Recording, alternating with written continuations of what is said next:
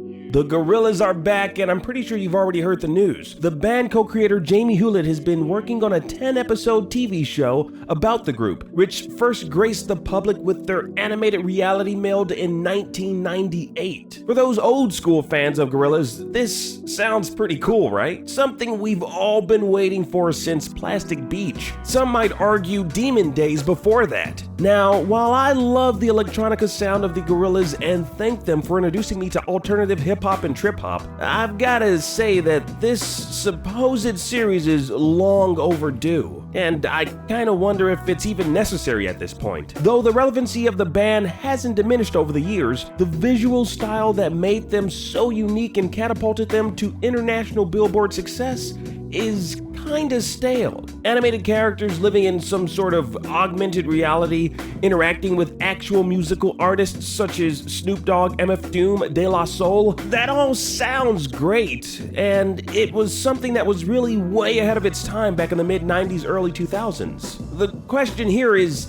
why now? Why work on a series now in 2017? At their height, the rumors were circulating that the Gorillaz team were busy working on a full-length film, but Hewlett said that the film project had been abandoned. Quote, "We lost all interest in doing it as soon as we started meeting with these studios and talking to these Hollywood executive types. We just weren't on the same page. We said, F it, we'll sit on the idea until we can do it ourselves, and maybe even raise some money ourselves." That was in 2006. Now, that means they've sat on this very idea of creating a feature of some sort for more than 11 years. Practically 11 years. And if those words still hold true, that must mean that they may potentially go independent with this 10-episode series. But Hewlett was quoted saying TV series. Emphasis on the word TV. So what channel on cable television would be brave enough to air a Gorillaz series? We all know that the musings of Gorillaz can be quite graphic and the visuals can be quite lewd. We've all seen Murdoch naked with his schlong-a-long-a-ding-dong around at least 10 times. Maybe 15. We've seen his dick more times than not. A series such as this, if it were to find its way back on television, has only two possible places to call home. I'll start with the first. HBO.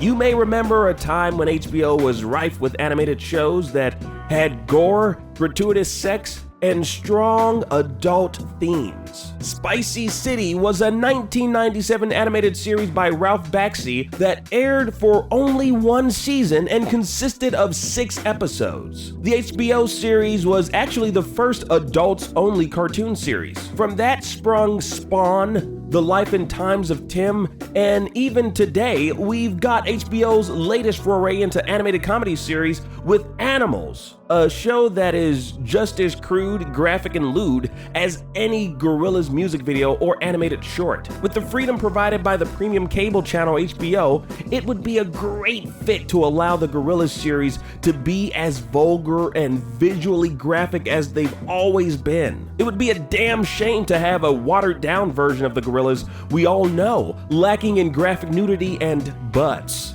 Lots and lots of butts. Honestly, this is the only route I can see them choosing for the 10-episode series, but there was also once MTV. Aeon Flux, The Max, The Head, all shows that really defined the adult animation genre in the 90s. No holds barred language, graphic depictions of brutality and nudity, and unabashedly taking our perception of what to expect from an animated series to new heights. MTV would be a perfect home for the Gorillaz series if it were still the 90s and MTV wasn't the reality show catering mess it is today. The glory days of MTV are behind us, which is why I believe they may have missed their chance to really capitalize on what they aesthetically were in their heyday. But perhaps MTV wouldn't be a good home for the series, as the creators have said the idea to create Gorillaz came about when they were watching MTV and said, "If you watch MTV for too long,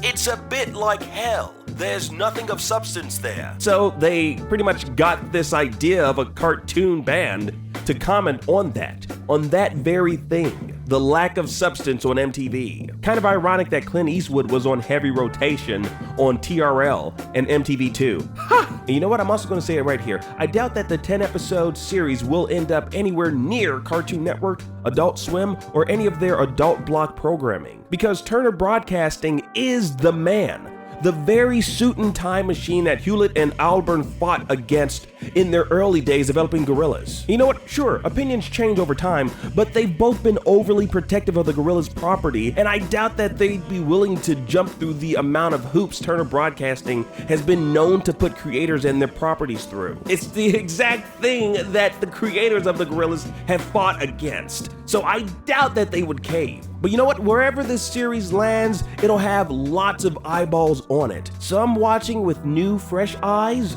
some watching out of nostalgia from a time when they were just an emo punk kid in high school. Now, I'm really hoping this series will be a cross between Josie and the Pussycats, Scooby-Doo, the Mystery Skulls video, Ghost, a dash of Jim and the holograms with a side of Fooly Cooley, and you can throw in some Beck for good measure. It's a good anime. Curious to know what your thoughts on this is. Do you think we'll actually get to see the Gorillaz 10-episode series? What do you think it'll be about? Do you think it'll connect the records they've released in the past? Honestly, I'd love to see more about Plastic Beach, one of my favorite Gorillaz album of all time. Let me know in the comment section down below. Like this video if you liked it, and until next time, friends, I will see you in the next one. Peace.